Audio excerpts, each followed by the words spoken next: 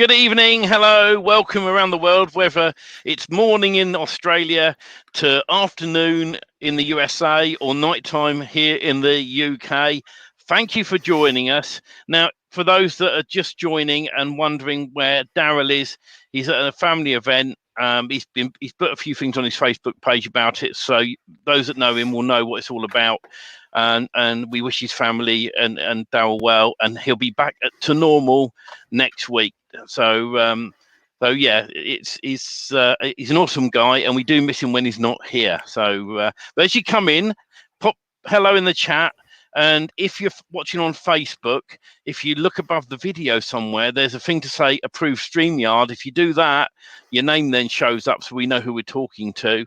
If we say hello Facebook user, then please pop your name in afterwards so we know who we were talking to. Lots happening at the moment in all areas, and we'll touch on some of these in a bit. Hello, Lynn. How are you?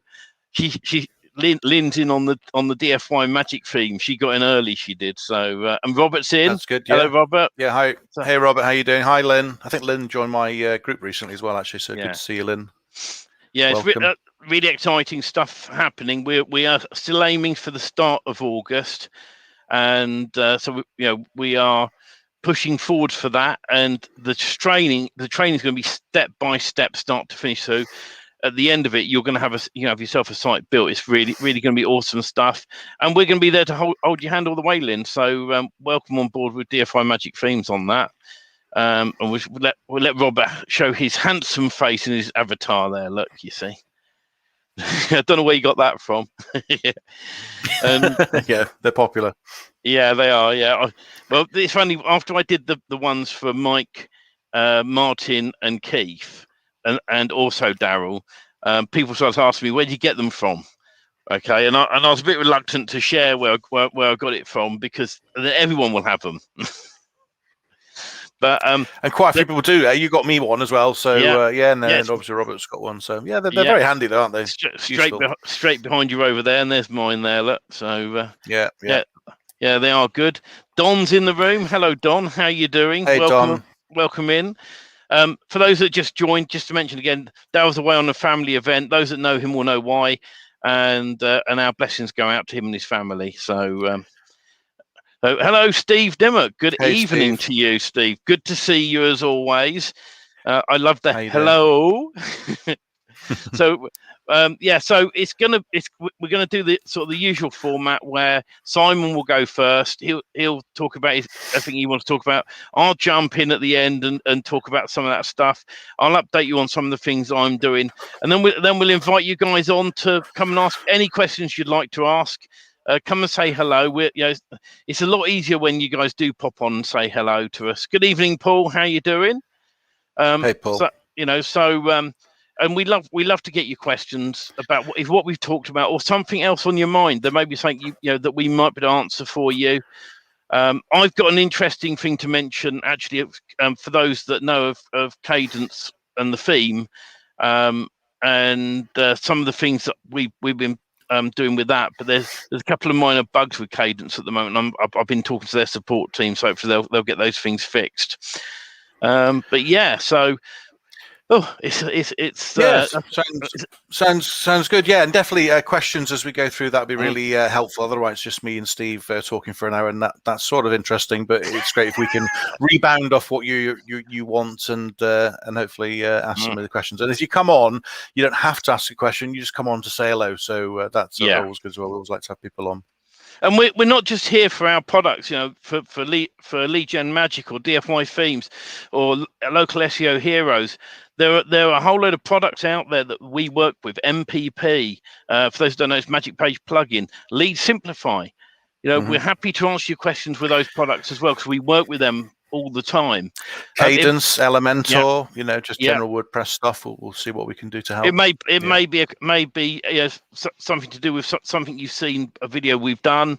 We're always happy to give you guys direction in what you're doing. We want you to succeed.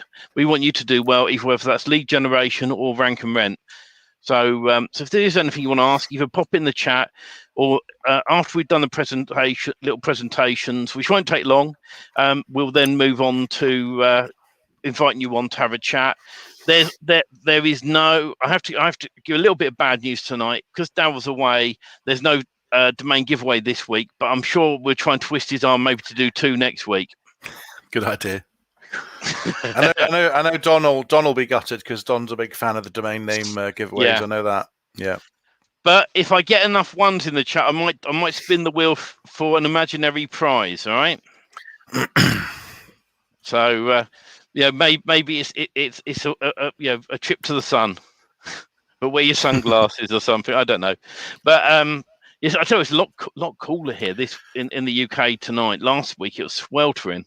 Last weekend it was unbelievable. Yeah, absolutely. Facebook user, whoever you are, says oh, wrong one out. Says 11111111.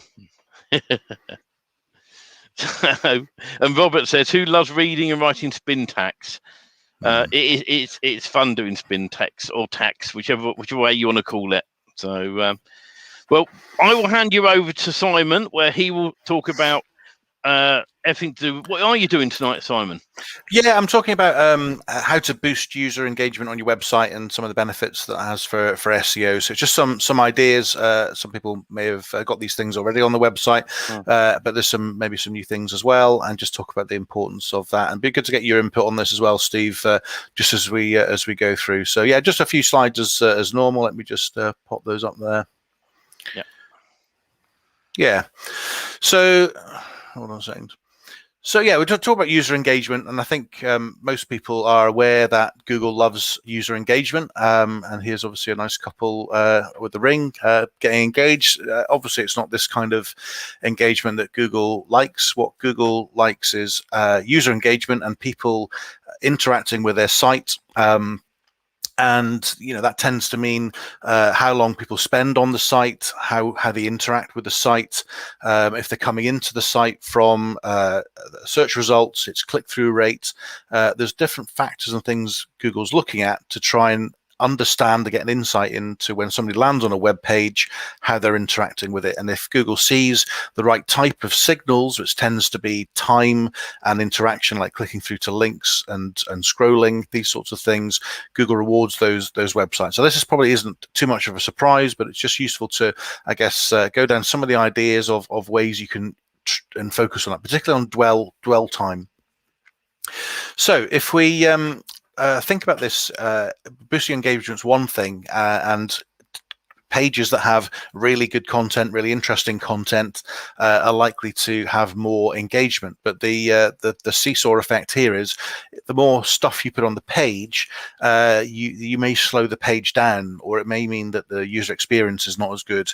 And obviously with things like Core Web Vitals, Google's looking even harder at how things like animations and the size of images, all these things affect website speed. So there's a bit of a balancing act to make sure that Google sees the right type of signals and ultimately you're the best answer to the question. Yeah. And so I'm talking specifically about keyword pages. So whether that's your magic page on MPP, or you've built out some cornerstone pages, or a particular blog post, or maybe you've got an affiliate side or something, it's looking at those key SEO pages to make sure they've got the optimal amount of content and type of content, but you're still able to load them quickly and get a good experience. So I'm going to go through just a few ideas. Some of these are pretty obvious, but some of these might refresh your memory on things that I think are quite useful to do. And I'm also going to talk about ones that I think have very good benefits, but very minimal bloat in terms of the speed loading time for your site. So things like, and this is fairly obvious, but having a good logical title structure, H1, H2, H3, and down to 4, 5, 6 if you want to use those. I don't. I tend to stick to H1 to 3. That's going to help people navigate your page. It's going to, if they see a clear logical structure, they're going to be able to go down and have a look at that, and that's going to help. Obviously, you want high quality text, or rather appropriately quality text. So if it's your money site, I would invest time in making sure that the copy there is high quality. Clearly, if you're building a Web 2 or PBN or whatever, you might take a view that it could be lower quality text. obviously you'd be the best judge of that. But clearly, to be the best answer to the question for your main money site for SEO, you're going to have to really want to have the best quality content there. Other things that Google likes and loves, obviously structure, and not only Google, but obviously people as well, are lists. So if they've got a question, they want to have, the top 5 tourist attractions in New York or something, things like bulleted lists, numbers lists are going to be very helpful. Also tables as well. So we're all probably building in H1s and text and whatever else into sites, but have a think outside of that into other things that may be useful. So tables are also very good. Google loves that from a structured point of view. If people are looking to find the best answer to the question, Google actually often takes tables and presents them separately as well. So it can actually help you get into feature snippets as well if you have shorter bits of text. So that's good. Obviously, if Google likes it because people tend to like it. Tables of contents are also a good thing to have, help people navigate on the page, and obviously links, internal, external. If you put an external link in there, I would put it to open in a new window. If people are clicking around inside your site, Google sees that as a positive thing. People landing on your page.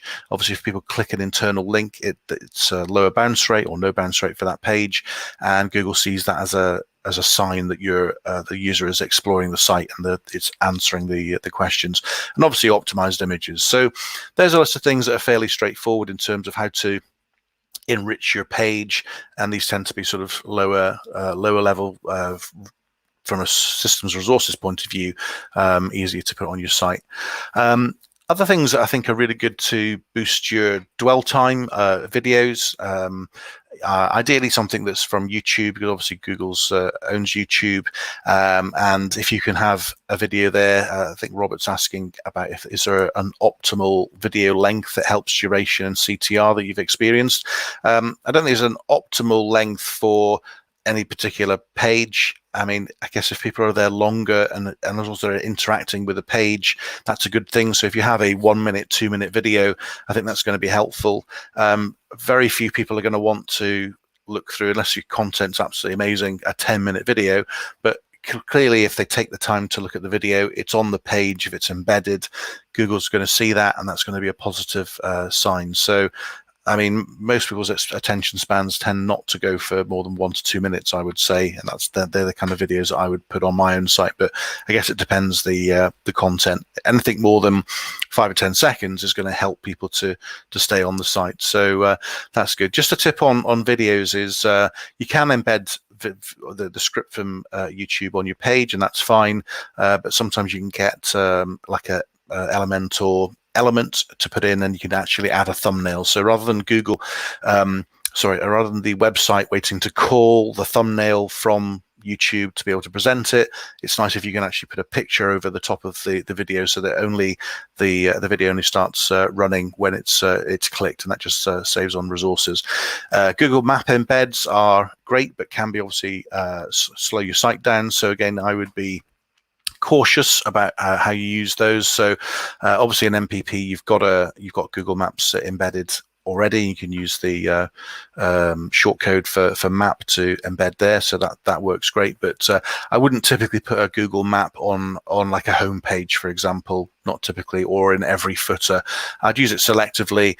I'd put it down below the fold, for example, so that Google can see the top half of the site loading in quickly, and then material later on down loading a little bit later on. But Google Maps certainly are good, and if it's a useful resource, if it helps, it's going to help people interact with the site and also spend a bit more time there. A few other sort of interesting things that I think can be helpful. So if you have a Google Street View 360 tour, you can actually get the code and embed that onto your website page. So depending on the business or the niche you're going after, that can be very helpful just to use that. And there's other virtual tour softwares like Matterport, which is another thing that you can again embed directly in. So I'm saying use with caution here, because some of these things are very chunky. They're taking a lot of data from third parties where the tour is hosted, and you're presenting it on your site. But if it's loaded, once it's there, it's going to definitely increase dwell time if people are interested in the content. So provided it's useful content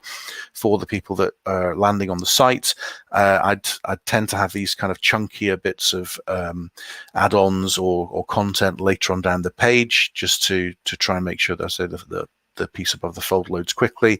But after that, some of these things could really add some value. If somebody was using a virtual tour and spent 4 or 5 minutes exploring it, that's going to be a great sign to Google that this is an interesting page for the user. Infographics can be very helpful and great to encourage your site to be shared. Again, be careful if you have a very, very large infographic. It can be hard to see on a mobile, which might reduce your dwell time. It can be very large size, which can also slow down your site as well. So these are all things that can improve engagement, but you've got to be a bit careful. Chatbots, pop-ups, form scripts, again, use if you think you're going to get a benefit from that, but don't try and overload each page just in case it slows things down. So we're just trying to get this balance between rich, useful, interesting content that helps answer the question and things that might slow your site down. Things that I tend not to use and don't like generally, but people might have a different opinion, so just question the value of them. Animations can look great, and I think you can use them on buttons and they can look quite interesting, but I think if you have all of your images sliding in right and left, Elementor is very good at this. You can have them sort of zipping in left and right. That looks great, but it's going to add effort to your site. It's going to make things sort of slower. It doesn't always work great on mobile, these things. Sliders, I think, are particularly something that I would be cautious on using. Sliders, when you're trying to load up something, you might have 5 images in, 10 images, and the site's going to try and load all of the images before it presents one image typically, and that's going to slow things down. So again, mobile indexing first is the way that Google's looking at all websites now, and I would go with what's best for mobile first if you can't provide different versions of the website page from mobile to desktop. So just be really careful about adding things in that might look great on there on the desktop, but might not look so good on mobile. So I am always a bit skeptical about animations or sliders, but I don't know, Steve, or you guys might have a different view. So what I think I probably sum up by saying is there's no hard and fast rule. I wouldn't say always use a video but never use a slider, or vice versa. I think you've just got to question what is going to be the summary on your page. What's the answer you're trying to provide? What's going to maximize engagement from the users that are coming in? But always look at it through their eyes. And if you're doing a good job and helping them stay on the page, click other links internally, explore, interact, scroll, etc. These are all things that Google sees, and if it sees engagement, it's going to reward you from a search engine ranking point of view ultimately, and that's really to look at it through. So Steve, that's my slides. I've got my links up here which I'll go through. So I've got a free SEO Tools list which a number of you signed up for already, so that's there, simhog.co/free tools. I've got a Facebook group /group, and if you want to book a call with me for a free strategy call and a chat, book that there as well. So that's my summary. I don't know if anybody has any questions. We can have a bit of a chat about that. Or Steve, I don't know if you've got any perspectives on that. I was going to add to it.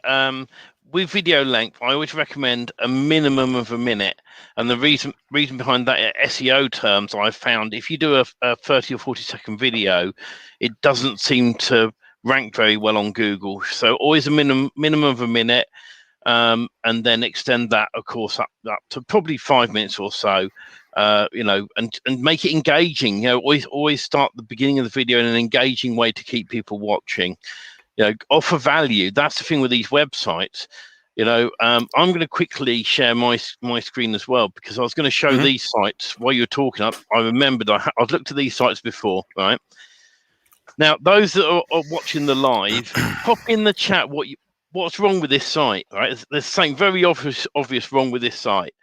And I'd just be intrigued to see what you guys might think is wrong with this very site. And there's a few things wrong. And obviously it looks like someone's been super lazy and posted up a whole load of various images and products. The very first thing I'm going to mention that's wrong with this site is if I minimize this, right? And this is how you can tell if your site's mobile friendly or not. is this doesn't shrink down. So straight away, right, if you want to view the site, you're going to have to scroll across to carry on viewing it, you see. And that's where this is not going to work with a mobile phone. The other thing as well that is wrong with this site is it's too much information. It's all sort of chucked up there willy-nilly. If I was going to build this site out, I would do columns and I'd have the products wandering down in a nice, neat way that you can understand them. To me, if I was looking for one of their products, I'll be clicking away straight away and not even bothering with this site because there's so much on here. Look, I'll give you another example of another site while we're looking at this. Let's see who knows what's wrong with this site. Once again, I'll say mobile is not mobile friendly because you have to scroll across. And you guys are in a great position now. When I first built websites, I built them in the days of HTML or the early days of WordPress, and you didn't have responsive sites, and more so now, people have mobile phone devices. So Elementor, Gutenberg blocks, they all have a little feature where you can hide certain things from mobile. So if you go, well, I'd like a fancy dancing image on the front page on the desktop, but it doesn't look good or it slows down on a mobile, you can go in and you can hide the item from a mobile version. So you have two versions all in one. And Paul, you've hit it straight nail on the head there. The one thing, right, that people get wrong the most on their websites is colors. I've got friends who have issues with their site when it comes to color. And I'm very lucky knowing them because when I design a website or I get given a client's website, I get them to go and look at it. People with various disabilities that may find it is difficult to click on. They have they use a voice to control their computer as well. And these are things that people don't think about when it comes to Google will go and look at this site and the algorithms will go, well, the colors aren't great because it can look at the colors. It can tell what color it is by the numbers in the background. And he'll go and look at this and he'll go, well, if someone who had disability came to this site who was colorblind, they wouldn't be able to read this. That goes against you on a point, on one of the points with the site. Then with this one, definitely. This one as well, not mobile responsive. So this. I mean, if you are selling a product, let's say you're a local plumber and you're a plumber's website here, and you wanted people to come to you and buy from you, you'd never sell anything on it because half the people can't read this. I've got a children's entertainer who he rebuilt his website. He's rebuilt it a few times, and each time I've had to fix the SEO for him. And he's a lovely guy. One thing he's never got was this. And I said to him, people with disabilities who comes to your website and wants to book a children's entertainer will not book you if they can't make out your site with colors. You've got yellow and white.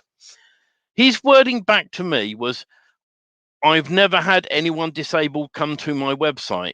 Now, how do you know? I said to him, have you got a list of people who've come along? And how do you know if they're colorblind or not?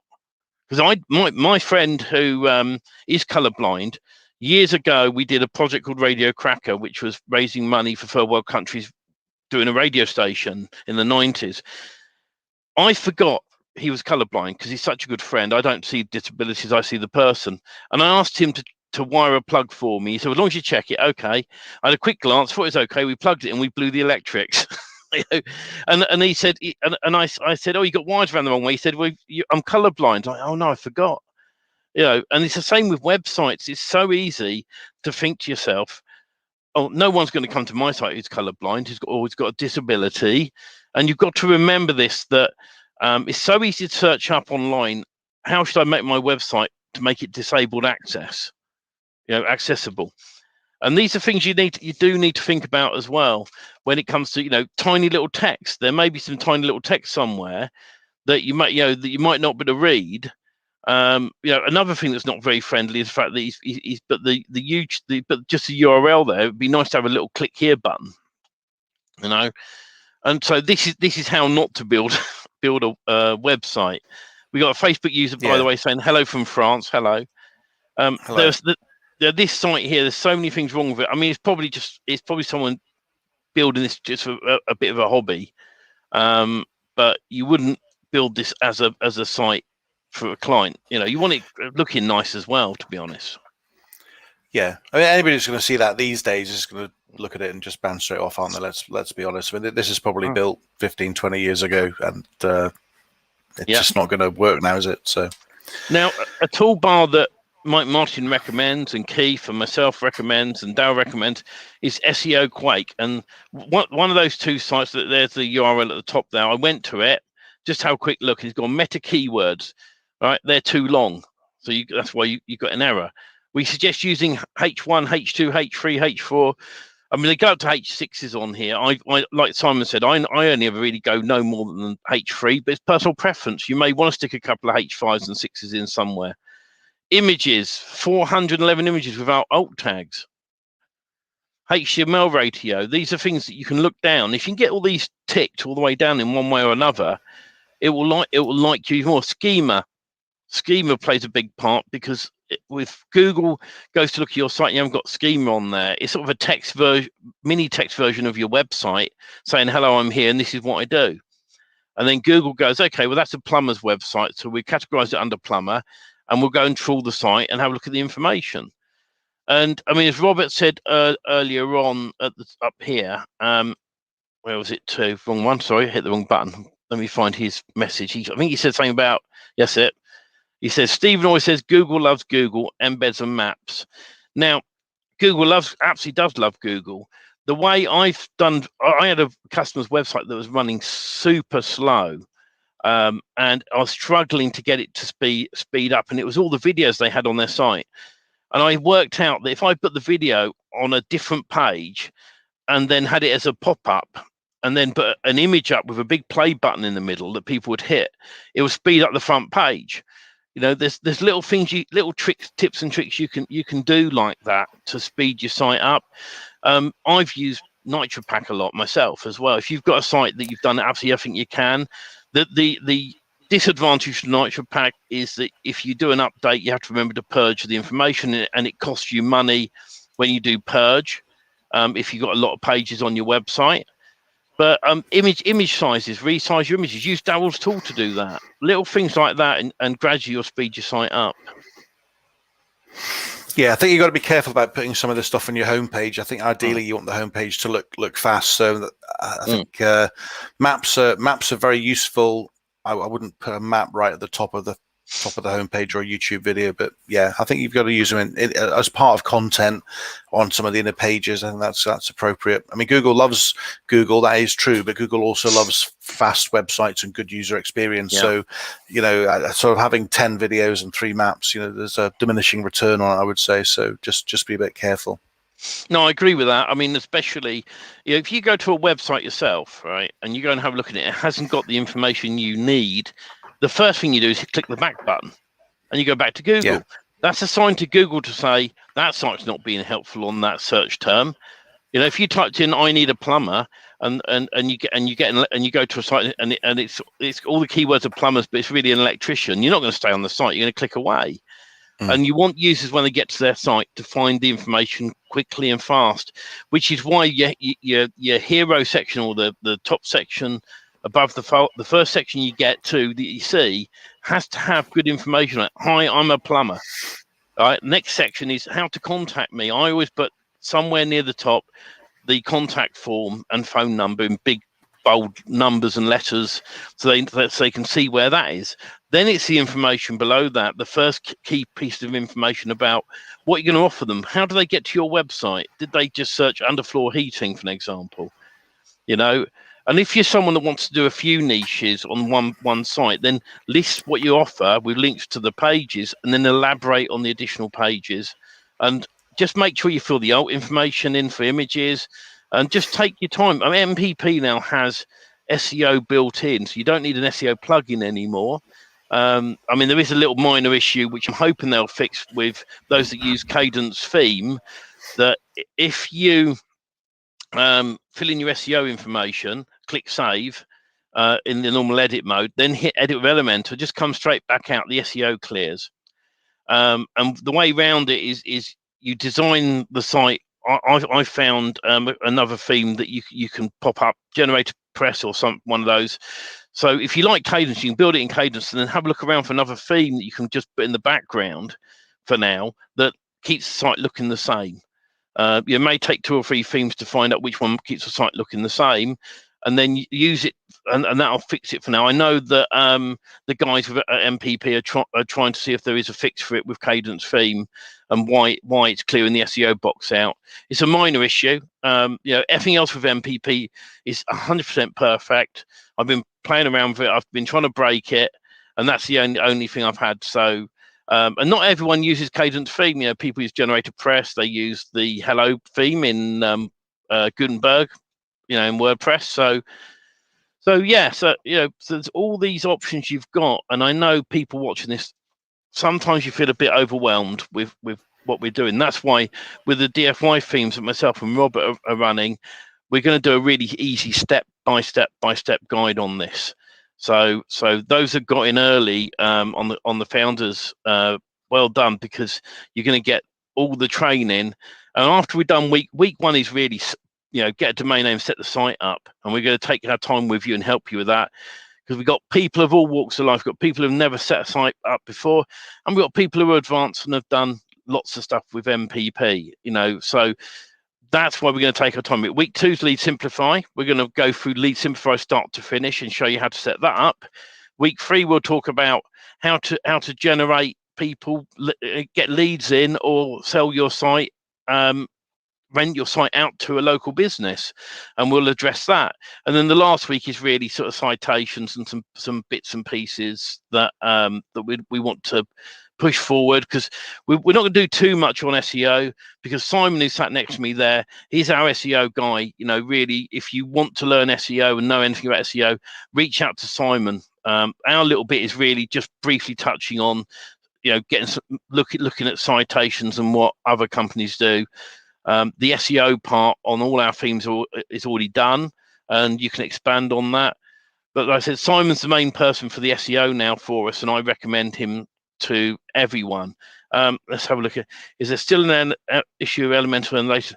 Not now. It's been fixed, Paul.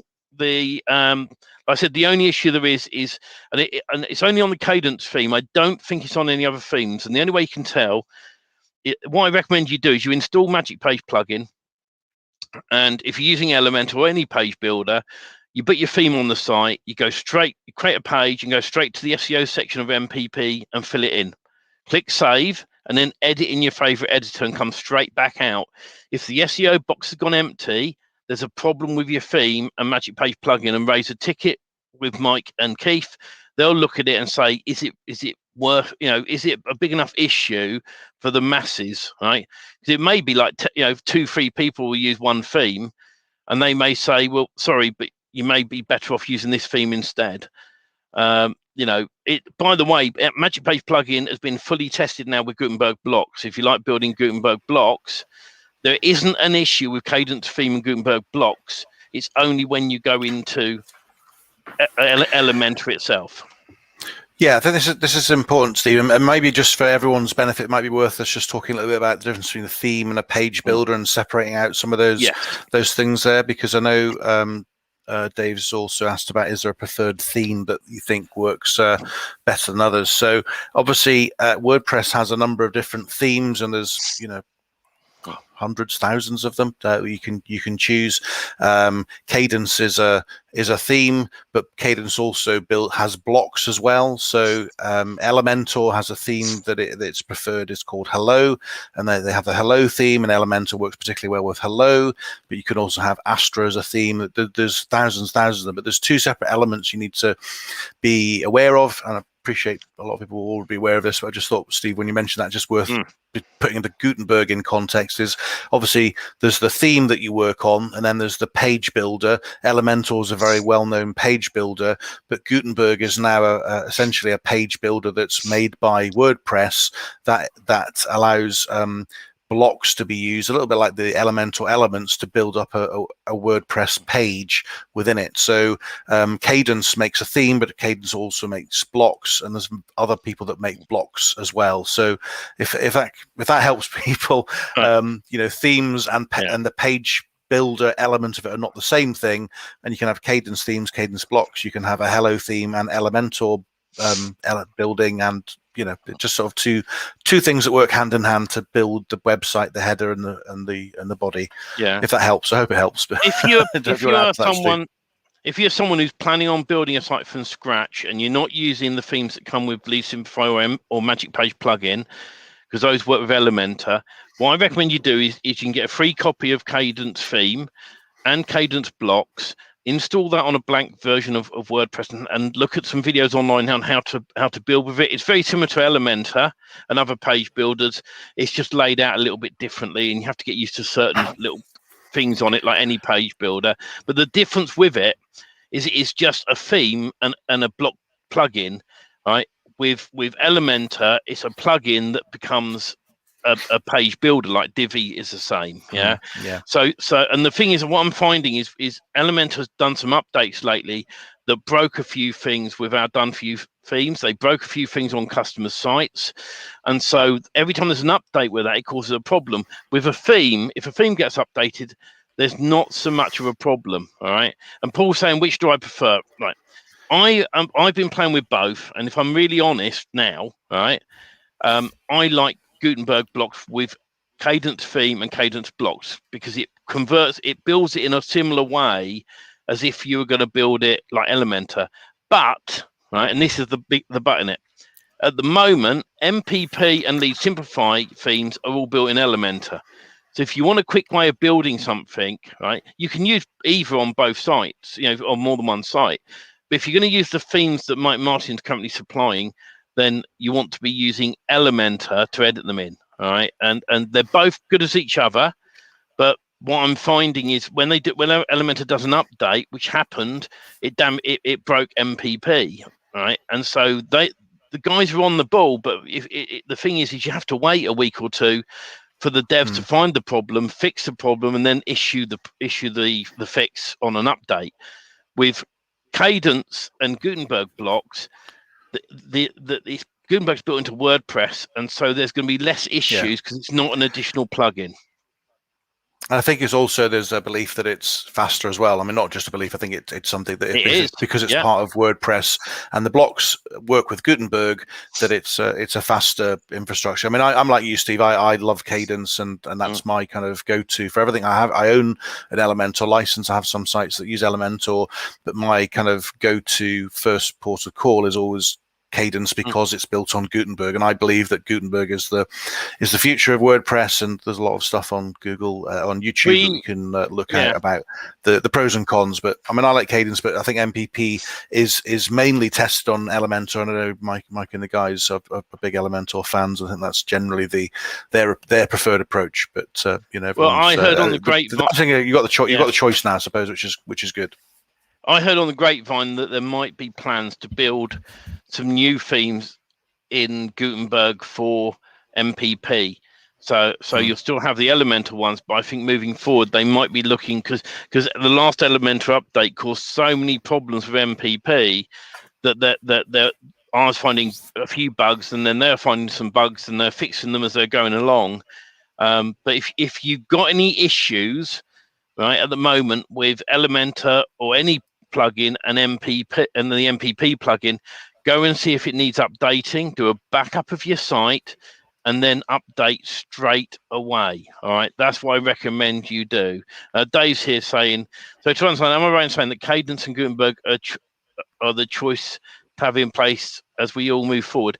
I'm planning on if my devs can build the theme version for easy install, then we will be looking to switch over. Now, ignoring DFY themes for one moment because they're built on Elementor, Lead Gen Magic, which was my first project, and it still is my eyes are on the business. We were waiting for the updates to complete, and now Magic Page plugin works with Gutenberg or Classic Editor perfectly fine. We're going to be building what's called cadence blocks. And what that means is there'll be a big block library eventually that's going to take me a month or so to build up, which will then have the magic page code in it, the short codes and X fields that will then work with Dowell's form, right?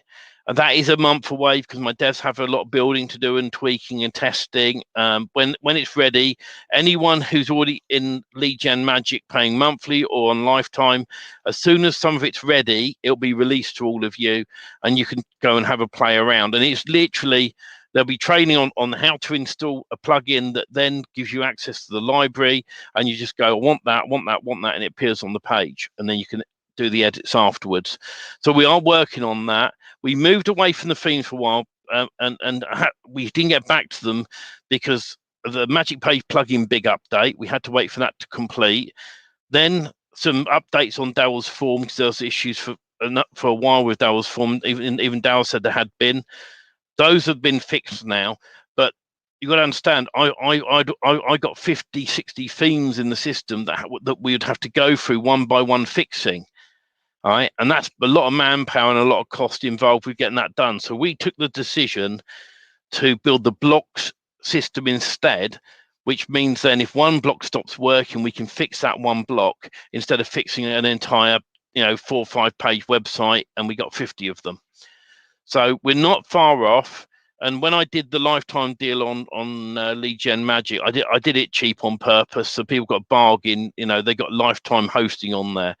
And that's why when we do deals, we offer them, for a very limited time. The DFY Magic themes, where we've done electrician, gardener, painter, pest control, and web design, right? We did that a special deal for founders at 1297, including the access to all the training worth 495. Now, the cheapest deal you can get in on the website at the moment is 1495. We are still at the moment including the training worth 495. That'll go on the 1st of August, and you'll be paying for the training on top. And that's literally the one on the mentoring in a group of people on Facebook, where we walk you from start to finish and help you. So you can see why we do these deals at the start. And what we also, something else that I've done is all the people who got in on the founders deal, that money sat in an account. It's not being touched. It's going to stay there until we've given you access and we've gone through the first week's training. All right. And when we do the first week's training, we want your feedback on it. We want, to know if we've missed anything, because we're human as well. Simon, as he'll probably agree with me, he'll do an SEO course, and someone will say, "Well, what about this?" And I didn't think about that. I'll get something put together for you. It's not, there are so many people out there that want different things. We want you to focus on the basics, and then we can move you up to the more advanced stuff. And we found time and time again with Magic Page plugin, someone says, "Where do I start? Where do I start? Where do I start?" And it's the same with SEO, I assume, Simon. Do you find that? Where do we start? Yeah, got to build up from foundations. And I mean, I'm constantly evolving my courses, and SEO is constantly evolving. So you're adding things and thinking of new angles, and also how to get there in the best way, and there are things that used to work 2-3 years ago that work less well now. And certainly things that used to work 10 years ago don't work at all. So yeah, absolutely. You've got to build it up and evolve it over time. To answer your question, Dave, anything that's already in there as Elementor will stay in there. The page, the themes that work with Dowell's form that are already in there will be slowly phased out because some of the areas don't work properly, and the cost involved with revamping them is quite high. So if you're in Lead Gen Magic, you're going to be using Gutenberg and Cadence, but it's going to be an easy click on this, pull this in, fill this out. All right. The first batch of DFY Magic themes are going to have been built in Elementor, and we are looking in the future to build them in Gutenberg blocks because A, they're faster, B, a lot more reliable, and we want to support you guys. Now, anyone in the founders group who has already bought in, if we do decide to fully switch to Gutenberg, we are going to re-release the first 5 again, and anyone who's already bought in will have access to those new 5 if you choose to switch over as well. So you're going to end up with 10 versions in 10 themes in the end in the future. So so you're going to get extra value. It's going to be a little way down the line, because we want to get the first launch underway and get you guys looked after as soon as possible, and that's why we're aiming for the first week of August to get this going. So and then our devs will start building out in other platforms. But what it comes down to is making sure things work. And what I mean by that is, if what you guys want to be able to do is hit a few buttons and you've got a website installed. If we do a test with Gutenberg and say it doesn't install right, we won't be releasing it for ages, and we'll carry on with Elementor. We want to make sure that you guys are able to use what we are supplying you, and then if we bring something else at a later date, we'll make that official announcement. So DFY themes for the moment are going to be Elementor. Lead Gen Magic will be cadence blocks because of how you can build the blocks out. I think also, Steve, it's important to say, I mean, Elementor is going to be here for years and years to come. It's the biggest page builder. They've got more than 1 million subscribers, millions of websites built on it. So, these are sort of strategic questions about what's going to happen in 3, 4, 5 years time about the way WordPress is going to develop. Is it going to go down a Gutenberg blocks route, or a page builder is going to continue to exist? How's Elementor may evolve? So these are kind of further on down the line. So I wouldn't panic if somebody's got an Elementor website. We're not saying don't use Elementor. There's some problem with Elementor. It's an absolutely fantastic system, and people don't need to panic. For me, I like cadence. That's my sort of personal preference. It's where I start off from. But if you were starting from fresh, you might want to look at YouTube and take a view on where you think WordPress might go in a few years' time. I'm backing Gutenberg. I think that's the direction it's going to take. Yeah. But if you invest in Elementor, and I have Elementor sites and a license currently, don't panic. You don't need to do something like today, tomorrow. This is sort of a future thing. So I think just to sort of make that point that people don't need to drop everything and start deleting or whatever, converting Elementor websites. It's a great platform, I think as well, Simon, that it's like in the I don't know if it was in the USA, but in the UK we used to have Betamax and VHS video recorders, right? Or Sky B in the UK, the square reel and the round dish. Yeah. And the thing is with these things is, I think the 2 platforms in WordPress that are really going to take off and look after people is Elementor and Gutenberg. They're the 2 that will shoot up, right? And they'll take over all of the others fully. There are some things with Elementor, like some of the features you have to get the pro version, and it can cost quite a lot of money per site. But if you're making money out of your sites, then spend the money on it, support the project. That's the future of this. But like Simon said, if you've got a site built on Elementor, leave it on Elementor. If you've got a site built on Gutenberg, leave it on that. See which ones work better. You may find in your mind, actually, Gutenberg's faster than Elementor. I'm going to carry on building it in Gutenberg from now on. Or you might like how they've designed the page builder, and you can use Nitro Pack or another product on Elementor to speed the site up. It's not just the actual builder. Please remember, if you've put an image up which is large, that will slow your site down. So you've got to think about what is slowing your site down. And there's some free services online, and we'll have to try and find somewhere it can tell you what's wrong with your site. That it's why is it running slowly? You see. Yeah.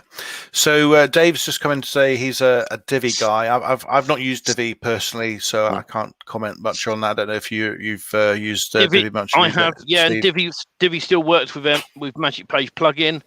It is down to personal preference. If you're used to Divi, right. The reason we talk about Elementor a lot more is because Magic Page plugin, Keith and Mike focused on Elementor, and they built themes in Elementor, and it's very much become the go-to builder. I like Elementor because of its drop and drag, and I'm just learning Gutenberg and cadence blocks to get my head around, and I'm actually learning a lot of good stuff. Once you work out what it's doing, it's fine, personally, not an Oxygen Dry. Yeah, you know what, right? Oxygen Page Builder, when it came out, I bought into it. I loved the idea of it. It was loading fast. it more recently it's got a lot more clunkier than it should do. It's not loading as fast as it used to. Divi and Elementor load faster, and there's quirky little things built into it that you have to do some weird stuff to make it work with MPP. And when I've spoken to Mike Martin about that, he said the problem being is how they designed the builder, Oxygen Page Builder, to work with Magic Page plugin. So it's always a difficult thing, So yeah, a 10 Web, yeah. I like 10 Web. It works with Elementor. For those that don't know 10 Web, you can sign up with them, and if you've got an old website that you like, you want to convert it into WordPress, right? You can use 10 Web to convert that entire site into Elementor. Now sometimes it doesn't always get it right, like any converter, but you can get most of it in and then line it all up and make it look nice afterwards. So yeah, 10. I was very lucky. I got the lifetime deal when it came out in, I think it might have been an AppSumo. AppSumo, yeah, they had it. Yeah. And but it's still great value. If it's still got a lifetime deal on it, go and get it, because if you go to an old HTML site or you've got a site built and a page builder's not supported anymore, you can go boom straight into Elementor. And it's done and built. So yeah, absolutely, Dave. Cool. Robert has got a question there. What's happening today? We'll probably change next week. We'll have to grow with it. And he's handing back his blockbuster videos. He's obviously still invested in the VHS. What's the system in the States? Is it VHS in the States or another system? Is it NTSC or is that the video? Yeah, I can never remember which one it was. Yeah, Blockbuster. That's back in the day, isn't it? I mean, that's 20 years ago now. Business, wasn't it? Yeah. Cool. Yeah. Okay. I'm just trying. I'm still getting used to StreamYard, and I just remember to pop this in here. So let's add this banner and show it.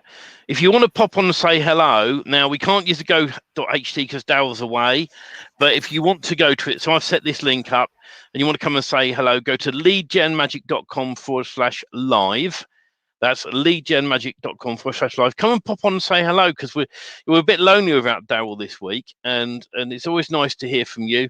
I know Robert's watching. If Robert, I work with Robert. If you want to pop on, Robert, you're quite welcome to come and say hello. Robert, actually, if he does pop on, his story is absolutely fantastic from when he done boot camps onto trying to use the products. Then me mentoring him for a number of months. He paid me to mentor him, and it's an amazing story from where he was to where he is now, and he's making money out of what lead gen and what we're doing as well. And so it's super exciting. So if you've got a chance, Robert, to pop on and say hello, it's always good to talk to you. I know Steve Dimmock's in the house as well. If he's got time to pop on, what he's doing is absolutely really exciting. I had a chat with him the other day, and since I've been working with him, he's getting loads of clients on board. And also his Steve Dimmock's partner does book covers, and they are absolutely amazing. So if you're still watching, Steve, go to leadgenmagic.com/live. Love to chat to you as well. And anyone else who's on, please pop on, come and say hello and have a chat with us, because we're happy to answer your questions. We're happy to say to you, have a talk. Yeah, yes, you, Mr. Dimmock. Who, me? There we go. So, there we go. Who, me? Yeah, please pop on and say hello. I'll pop the link into StreamYard, but it doesn't always go out to Facebook. So yeah, if anyone, do me a favor, guys, if you're watching and you're in one of our groups, pop this link in the chat as well for us. It's always fun trying to get through all the groups in time to share it. But yeah, leadgenmagic.com/live. Come and pop on and say hello, because we always love to hear from you. And it may be questions about SEO, or it may be a question to do with Elementor or Gutenberg blocks, or one of the products we've got out there. So come and say hello, and it's always nice to hear from you. We've got a few minutes before we get to 10 o'clock. There is no domain giveaway this week. I'm sorry to tell you, Don, because Dale's away, and so he's going to be back next week. I'm going to try and twist his arm to give away some of yours, Steve. You've probably got some spare ones. I would have thought we could rustle up one of your domains. You know, I don't sell some of Daryl's without him knowing. Yeah, I don't give away any of mine. But I tell you what, right? I might put one once we got the done for you up and running. We're going to do a case study with one of our domain names, and when we do that, then we'll go ahead. So let's bring Robert in first, right, Robert? I know Dave's in the wing, so we'll bring him in a moment. But hello, how you doing, gentlemen. Robert? Why did you take Dave first? Hey, Robert. Let's bring Dave in as well. Let's not make him wait. You right, Dave? Yeah. I'm here. Can you hear me okay? Yeah, we can hear you okay. Sweet. How you doing? You're right. I won't yell at you or anything like that. I'm just sitting here asking question after question after question. I'm not trying to monopolize. So no, go ahead. No, it's all good. You're welcome to the questions. Yeah, it's good. Yeah. So first things first, I'm gonna adjust the camera just a little bit. There we go. All right, my nice collection behind me. So do you like my big studio behind me? You know what? I'm so jealous of you, Steve. I'm so jealous of you too, as well. I mean, we're in different parts of the country, but we spend a lot of money on these fake studios with air conditioning. You know, I've got a green screen. I just find that it doesn't work because I have such limited space behind me. Yeah, that'll make my arm disappear. Look. Hey, you're a magician. Huh? Yeah. You could be McCoy on Star Trek. I'm a physician, not a magician. What can we do for you, Dave? So I'm really wanting to make sure I understand correctly that I've got the right combination as we move forward. I mean, you covered it up to the point where as we move forward in the founders group that initially it's going to be the Elementor. Yeah, and we for the time being it's going to stay Elementor until we're sure that it's going to take us a couple of months probably or more to make sure that any Gutenberg versions are going to run smoothly, run fast, and install easily. Okay. And the Elementor versions are now all running smoothly. We're not having any issues with that. We had myself and Robert I had a chat with Mike Martin last week, and he gave me some great feedback. So we're actually adding even more value to them as we speak. And that's absolutely fabulous that you're looking right behind the Elementor to go ahead and release the cadence with the Gutenberg blocks. Now, the question I have is with the Elementor, do we need to run a specific version number? Always back up your site, sure. Right? And when it comes to Elementor and Magic Page plugin, just make sure it's all up to date. That's all you got to worry about. We found initially when we originally built the Done For Yous first of all, and you've seen probably us do demo videos of the quick installs. Sure. So they're getting to the end and failing, and we weren't sure why. And originally the build system would auto install your plugins, and you wouldn't have to worry. But Magic Page plugin, because it's not in the repo, and nothing would install. That changed with the new update of Elementor for some reason. So now the training is you put your plugins in first, then you install the theme, and that's it. So there's not a lot different. And we give you a list of the plugins we recommend that you're going to need to make this work. For the time being, we're sticking with Elementor, but I know Mike Martin would like to get moved away from it more towards Gutenberg blocks. If we can get what we're doing working with it as well, and we know it's going to be fast and reliable, then we will eventually look to release Gutenberg versions either alongside what we're already doing or to switch over one day to them. But the cool thing is for those that are thinking I'm used to Elementor, we are for the next few lots we are going to stick with Elementor for DFY themes. The reason Lead Gen Magic is switching over to Gutenberg blocks is because the way you build them up, we're creating what's called a library of blocks.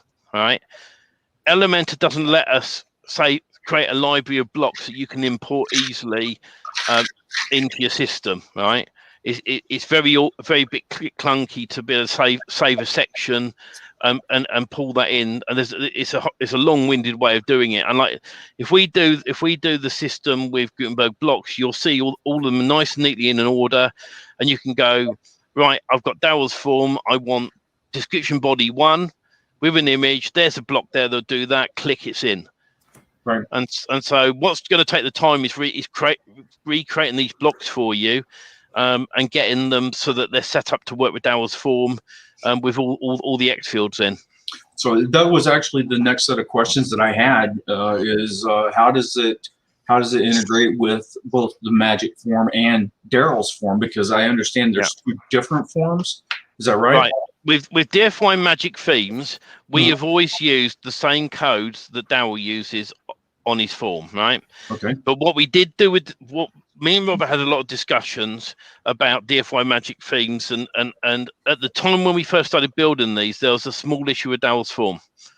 So we created a form. Dev's created a form which is very basic with DFY themes. It changes the company name, the phone number, email address, those bits, and that's like it. 7 or 8 fields that you need to fill out, and then it does everything else on the DFY themes, which is absolutely fabulous. I love Daryl's form as well, and I didn't know if there was going to be a correlation of, whether it was going to work with Elementor or any other page builder, if it was going to be compatible with the Gutenberg. And I know that you and I actually, and I want to say thank you very much. So for anybody that's watching right now, live or the replay, I want to give a huge shout out to Stephen. He was able to really help me out on one of the major questions that I had. And I tell you, I worked for 48 hours to try and figure this out, that Elements Kit had gone awry and wasn't working. And within 5 minutes, Stephen was able to help me sort it and keep me moving. And I want to say thank you. With that said, the Elements Kit, the Gutenberg blocks, the cadence, the Elementor, the Elements Kit. I mean, there's so much going on. How do we keep up with all of it? Right. What I say to people, I say keep it super simple. And what I mean by that is, one thing I like about Gutenberg blocks and the cadence theme is cadence under appearance and customization. You have the options built in already for the header and footer. All right. So that's built already in there. So there's no extra plug. We won't need the Elements Kit. So you won't need Elements Kits with Gutenberg blocks and cadence. Score! Right? Okay. The only with cadence and Gutenberg blocks, the only things that are installed, right, is the cadence theme and cadence blocks and MPP. Those are the only 3 plugins that are put in on there. With Elementor, you have the Elementor plugin to do the editor. You have Elements Kits. We have another one, Element Pack. There's MPP. So by the time you get all those plugins, you get 5-6 plugins in, the site's going to slow down anyway. Yeah, it's Elementor and Elementor Pro, isn't it? And then there's headers and footers. Yeah. Yeah, and then we've got Page Rewriter and Dynamic Backlink Builder, and there's another one that I've picked up through Mike Martin as well that can be added in. And I know the schema is already built in. Yeah. So that's great. The SEO is already built in, so I don't need any plug-in for that. And there was a lot of confusion on which one worked, Yoast versus the all-in-one SEO. None of them work with MPP. Don't use any of them. They did an update. All these little plugins, SEO plugins, did an update, right? And for Mike Martin and the team to make the SEO work, those plugins. Right, there's so many out there that they would have to spend a lot of money, so they just added it into MPP for you, and that's incredible to begin with. A huge value and savings for especially somebody coming right out the gate. And it's just confusing to keep up with the breaks that happen for the plugins and everything else that needs to be updated. It gets tiresome to figure it all out. So to see it be simplified, I believe everybody would pretty much agree. That's the way to go. Yeah. Dave, are you in the Magic themes? Magic themes, yes. Okay, so that was one of my biggest things for myself as well as everybody else, that to try to keep up with all of it is impossible. It's literally impossible. And you're going to be so, what's the phrase? Paralysis by analysis. Yeah. You got nothing done because you can't go forward. I was sitting here just thinking to myself, if I was brand new and I was listening to all these smart guys, I think I'd have to turn off my sound because I would be going, what the hell did they just say? It's like somebody dropped a freaking grenade. It went like that, and then all of a sudden, and you see the mushroom cloud and coming it happens head. day after day after day. So that's the whole meaning. And I appreciate what you said about Stephen and also Simon. These guys are coming and giving their time and giving their expertise, and you guys got to take advantage of that. Absolutely fabulous.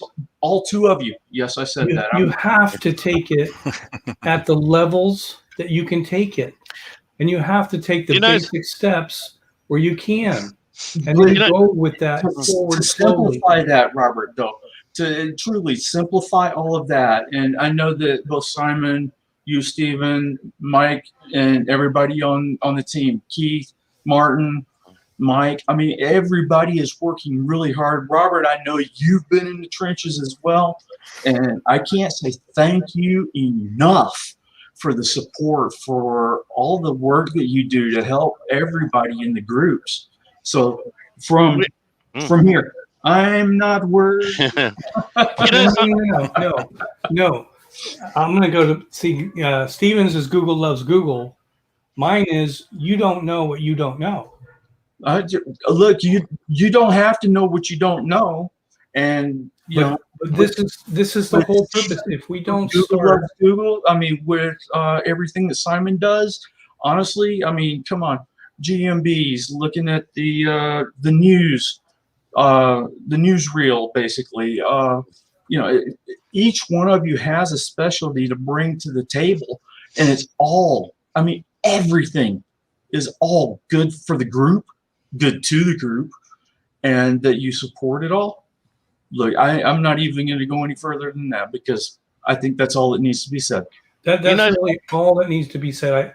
I just happened to catch a comment in one of the groups today about, I think somebody that's new to MPP is looking to get a couple people to help build sites together on the same level. And I thought to myself, that's a great idea. It's really smart. But then the second thought was, oh my gosh, these guys have no idea what's coming. How do you put together a partnership type of scenario in the group? And they were just trying to get a couple guys together to build the themes together as a joint effort. And I really appreciate that. But how do you monitor it? Well, it's not even monitoring. It's just sharing information. But at the end of the day, when you're new to this, like you already, Dave, have a knowledge base far more advanced than most starting. So you're at a different level than anybody else that just came in, but yet you know that there's so much more to come. Every day I learn something new that I didn't know yesterday, and I'm still shaking my head going, oh my gosh, when is this going to stop? I know with Robert that the very start of this, when I first started mentoring Robert, that Robert, you were almost at the point where you're ready to give up and go and do something else. And I've had the same conversation with many a person where they said, my wife is telling me I've got to go and get a full-time job again because I've overspent on all these products. And the things I say to people, what I do say to people is, with this group, right, and what we're doing here, and I Simon will say as well that when I was mentoring Simon with stuff, and then it led on to more and more, and then he joined us with all his SEO knowledge, and I said to Dad, me and Dad would talk, so we got to get Simon on because he keeps it simple with the SEO. Right, I could talk about SEO myself, but I'm busy. I want to focus on the products and looking after my customers. And so Simon does. Simon, I'm so happy that you do the SEO for us because it's taken that pressure away from me. And then with Robert, I know that when I took him on board, that he was about to give up. I know with you, Dave, that you spent hours trying to work out that problem. And I said to you, if you get stuck with something, ping me a message. If I've got the answer, I'll let you know. And that's why we're all here to help everyone grow. And we are very passionate about what we do. It's not all about money. It's about making sure that we can support ourselves anyway, but to make sure that you guys can grow with us.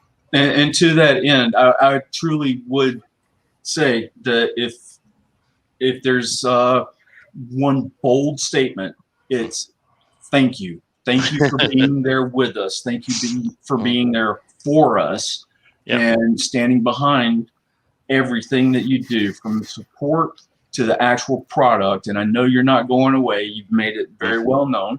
I'm going nowhere, mate. We're all still here. So much to be thankful for, working with each and every one of you. So I appreciate all of you. Marvelous. That's great. Yeah, appreciate that, Dave. That's good to hear. Thank you. I'm just reading Lynn's comment. Sorry, I need to run a razor across my head. I'm looking a little funny. Do you match me? Lynn's saying, in the search today, I found a few math websites for electricians and pest control. I'm sure there's a math website for other local business. How do we stand with our own websites if a large graphical area are already covered by these math websites? Will our site still be visible in all the noise? Lynn, the main thing to remember, right, is Google's sometimes a little bit of an unknown entity. So the best advice I can give you is you get a site up, right? You get it set up in that local area. Now, what a lot of these mass website mistakes, the mistakes people make is they'll set one site up for a large area and leave it, and they'll push lots of traffic at it, and they'll try and boost it. What we recommend is have lots of little sites in that area. So like in the UK, you can have Bristol, London, Manchester, all the major cities, and then some smaller ones around that. And you'll find, right, you've got nothing to worry about, because one advantage you will have that the others don't. If you start on your own doorstep and you do all the citations and you get yourself a local address that you can use, whether it's your own anyway, and you've just put the letter A on the end of the number, right, or Suite 1. If someone knocked on your door and said, I'm looking for JB Electric Suite 1, you just say, oh, I don't know where they are.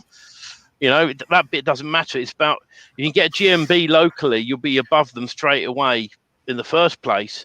But it's also about a percentage thing with lead generation, right? If you put up 10 sites, and 2 or 3 of them perform and get you leads in, and then you pick another area, you do the same again, and 2 or 3 of those pull in leads. Eventually you start pulling in, 20, 30 leads a month. Then that goes to 40 leads, 50 leads, 100 leads. It doesn't take much. If you do the maths, and the average, someone told me the other day that Home Finder was charging $70 a lead, and they sell that 4, 5, 6 times over. If you went in at half that price to a local business, right, and said, I can do you $40 a lead, they'll snap them out your hand, and then you can reinvest that money into Google advertising to pull more leads in. So it's always a win-win, and it's about the pond and the fishes. Everyone can fish, everyone can have their fish. It's just doing the work and not being scared of it. So, Simon, what's your take on that? Yeah, I was going to say, I mean, Lynn, the thing about competing against a national website or a large number of websites is if you're just focused on your local area and you're building out from that, you can be hyper specific. So you can add in much more care and attention and focus and information than would be for a national website. So, I mean, typically if people are doing national mass page websites, the content isn't as varied as it might be, and the page is obviously generic, and you're just not going to have the relevance that you're going to have with something that's specifically focused if you're going to go for, I don't know, Bristol-based plumbers or New York-based whatever. And I think that's how you compete. You end up being the better answer to the question because you've got that hyper-local relevance in a way that a big mass page site with thousands and thousands of pages that are all fairly generic won't have. So I think that's how you beat them. You just start smaller and be more focused, and I think Google will recognize that. So I wouldn't worry about it. I would just have a better page, more specific, more information than them. Can I say something there? Yeah, I was going to say, Robert, let's get your take on it, because this is an interesting topic. Here, I know Lynn is pretty new to mass page building, and I'm going to say this to you, that if you don't have competition, you're in the wrong niche first. If there's nothing out there and you're trying to sell brown doorstops and you're the only one with that, if there's 100,000 searches a month for brown doorstops, you're in a great place. But if there's no searches and there's no other competitive websites, you're probably not in a good niche. So you have to have value both ways. There's got to be a want and supply and demand for it. And then second, what Stephen had said was, you're going to base all of your sites on a location, on a very close by location. And I guarantee you what's already happened, if we don't believe that Google knows where we are 24/7 when we have a phone in our hand, I think we're all blind, because Google knows what we are, what we do, who we talk to, where we're going. So with that device that they know where we are, and then we're in a local area with our phone and we're searching for an electrician, and we happen to be in that same city that your website is, they're going to pick your site to give that searcher over the national site, because you're right there. There's so many other things and other factors that none of us can put all together in one place. But the location-based sites built around a local area for a business is going to be fed or served to the searcher every time when they're local. And the thing is, well, touching on that, is the fact that when you tap a GMB local to you and you log in from a mobile device, right? That especially if the device is a Google device, an Android device with Google on it, Google will know where you are. So if you're based in Bristol, you log in onto your GMB in Bristol, Google knows you are there, and they'll then put two and two together and trust you more. A little trick that I do as well, when I set up a GMB in a location, I've got friends and family all over the UK. What I will do is occasionally I've got arrangements for my friends and family where I can remote onto their computers, and you can use TeamViewer or one of those for pros. Use a free version. Remote on, log in on their browser into your GMB as you do some tweaks and log out. All right. Google's then going to think, hello, they've just logged in from Bristol. Now, just because then after that you might log in back at your usual location, that's irrelevant, because if Google ever asks you, say, well, yeah, I've got an office I work from in that central location over there. And last year I spoke to a guy who wanted to build a national site in the USA and a national site in the UK. And I said to him, don't. He went, why? And I said, right, okay, you're based, he was based over in New Zealand, and he felt where he lived, he wouldn't got much work out of it. I said, the problem being, if Google sees you logging into your GMBs and your sites from New Zealand and you're not in the UK, it's going to damage your SEO. Google's so complicated now that all the algorithms do all sorts. And I've said this the other day, don't just focus on Google, focus on Bing, Yahoo, any other search engines. You can find a way of getting on there. Then go and do it. Find sites that may be interlinked with Bing and Google anyway, or owned by them, to get indexed on as well. Because I did a while back a campaign on Bing, and I had a better response on Bing than I did on Google advertising. And Bing was cheaper. And in fact, Bing phoned me up to help me sort the advert out. So you can see the argument there. Yeah, Dave? So I love what you're saying, Stephen, but I'd like to steer the conversation back around to what Lynn was actually talking about to begin with. And I'd also like to flip the script, because what we were talking about before we moved on from her topic was moving towards Google and the GMBs. But when you're solely searching local, That's great. We understand the concept. Lynn, if you're still listening, I'd like to say I would like to go a little bit higher level with my question, which is when it comes to working business to business, people are still going to search, and I'm sure everybody knows what an aglet is, right? If you don't, it's that little piece of plastic at the end of your shoelace. Somebody made a fortune off that little thing, right? Somebody needs to source it. Somebody needs to make it. Somebody has to deliver it. When it comes business to business, how do we make that happen? What exactly? I didn't catch where your question is. So the shift from business to consumer or business to local business is completely different than business to business. Somebody has to buy that little piece of plastic that goes on the end of your shoelace, right? I mean, business to business. Are you talking more about e-commerce here? Yeah. No, I'm not talking e-commerce. No, I know what you're talking about, Dave. Right, there's a difference between business to client.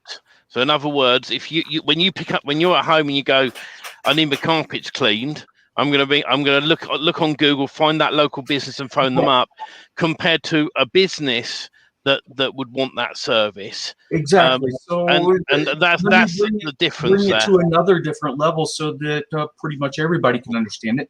If you need a fender for a car that needs to be made, and then it ships to a mechanic at an auto body shop, how do you make this part happen using MassPage? Right. Okay. I mean, when it comes to business, it's a different area. But if it was me, I would create some sort of directory related to that niche for that business. So, for an example, you could set a directory up related to the parts that a business would be looking for, and then link that through to a company that would possibly then supply the fitting. Okay. Now there's a second part to this, and that's for a MassPage product, right? Let's look at bathrooms. This is a good one. Okay, you're a bathroom remodeler, and you want your a whole bathroom suite done, for an example. Yeah. Within that, there's underfloor heating. There's a whole load of different products. Yeah. Right. So initially, what you do is you get on board with company A, who's going to buy the initial leads from you as a plumber or an engineer who can install the equipment. But you also have a section on there then that you can then supply leads to those people. So you can have a more of a trade counter, as I'd call it, where the trade site is, hey, we've got this list of companies who can supply you the equipment, and we got this list of people who are buying leads, and we can bring them together on that site where they then buy from each other. It's a harder area to do business to business, in my opinion. Okay. Than what it is, client to business. All right. Now to merge the two questions together, it still all comes down to SEO. What Lynn is asking versus what I'm asking. You've got to have a solid base. Is that right? Let me work on this one for both, because I never got to finish for Lynn. If you're looking at competitive sites, and whether it's automotive, whether it's real estate, whatever these different things are that we're going after, Lynn picked up that there was an electrician, so we'll just go back there. If she sees a MassPage electrician site, and I want to compete for that site myself in the same area that they're in, I need to dissect and take apart their site and look at what their content is and what they're ranking for.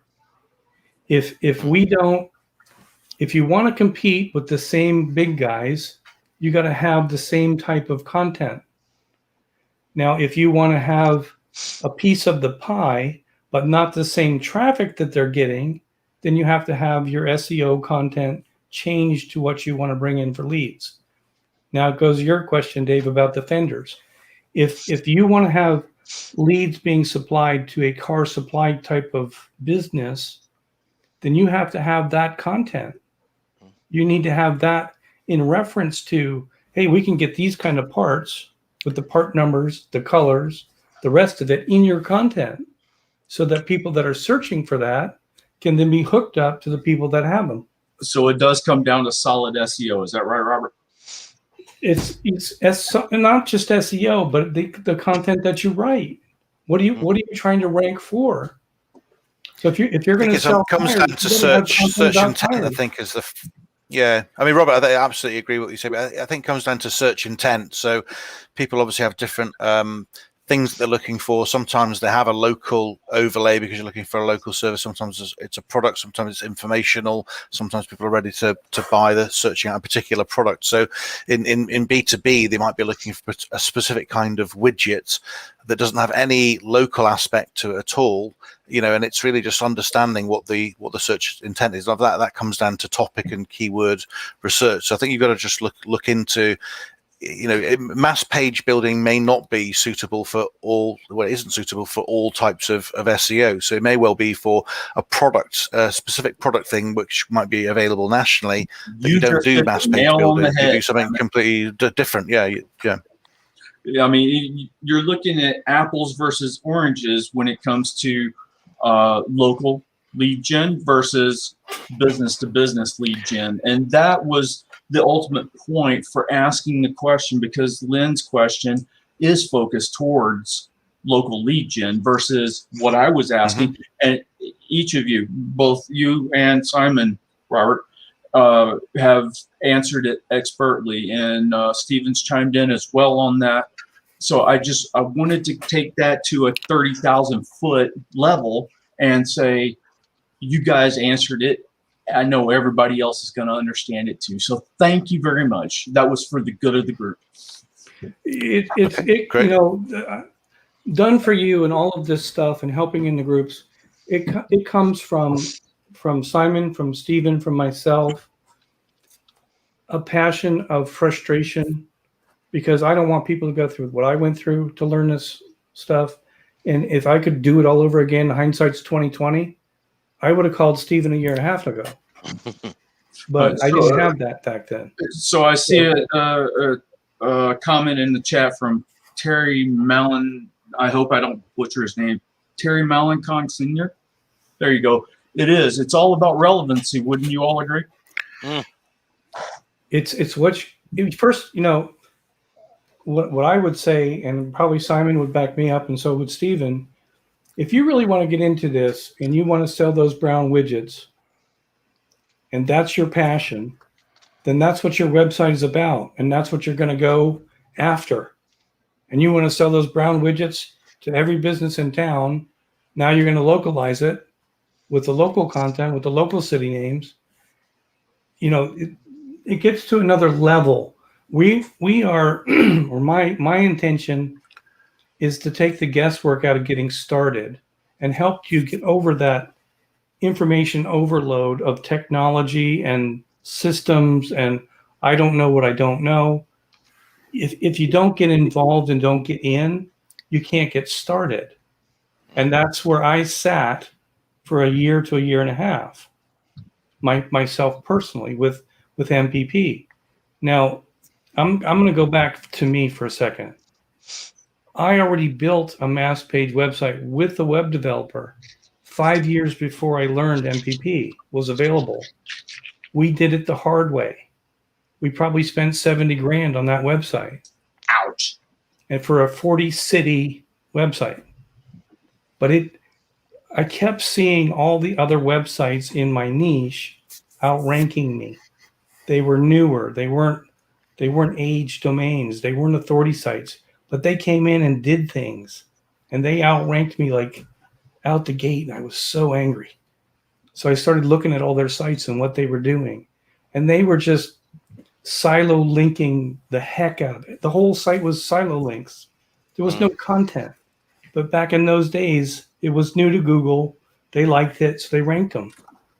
Can't do that now. if you go back and you look at what you want to do and what you really want your site to do, that's where you got to start. But what we're trying to do is just get people started with something, because I know what they're going to go through if they don't grab. I mean, I'll be honest. I went out, I priced. I said, "Can somebody build me one of these sites?" So I started looking around.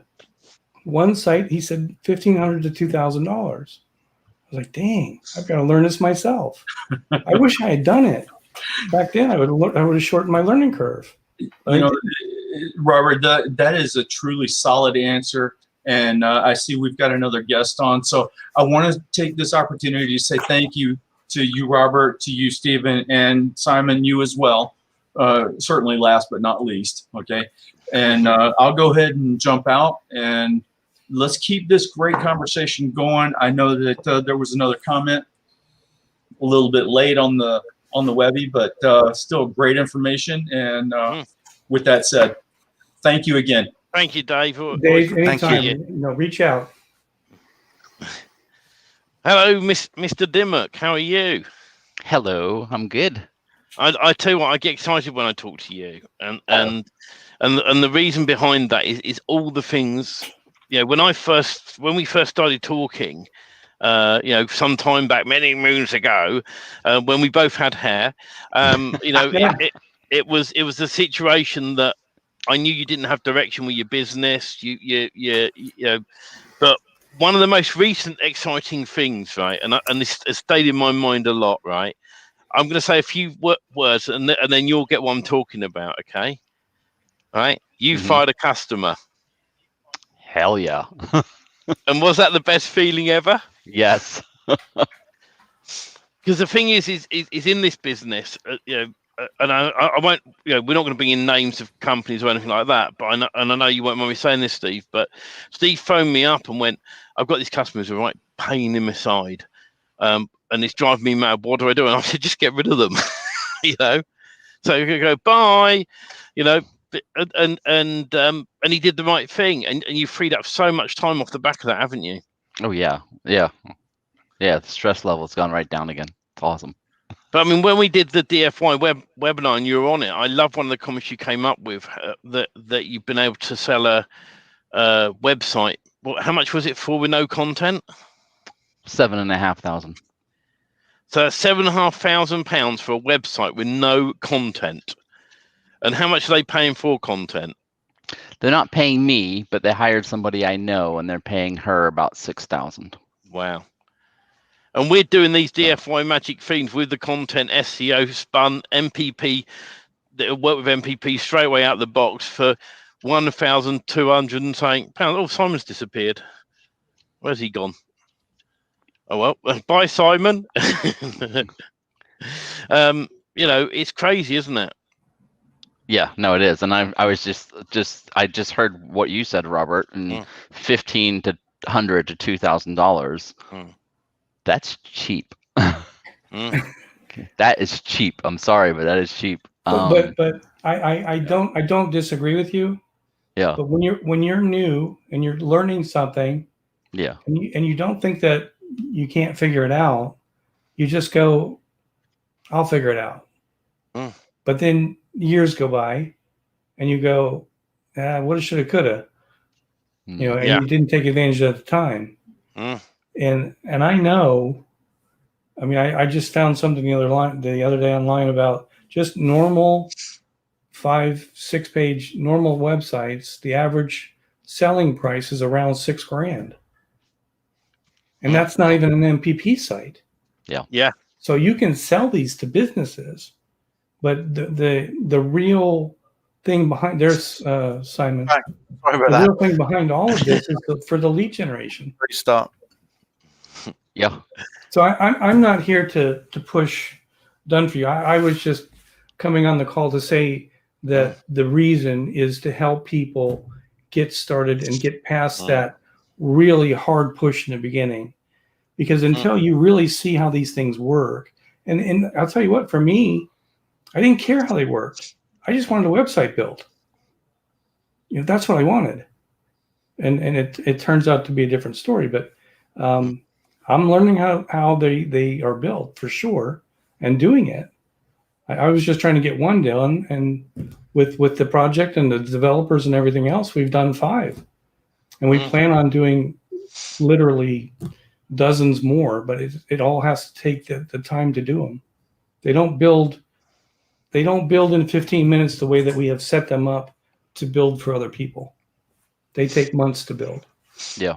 And there's a lot of, to be fair, there's a lot of moving pieces. There's a lot of different things that you have to do to get these MPP sites optimized and, running and taking over smoothly. It's like tuning an engine. Well, both Dave and Simon, you guys have MPP sites, right? Mm-hmm. Up and working. So what would you say would be the average build time when you kind of understand them? Well, I'm still working on. I'm actually moving mine over from Elementor to cadence themes at the moment, so I'm sort of rebuilding. Okay, so I've got. Well, they take time, and I think you're constantly changing them as well. So I think it's.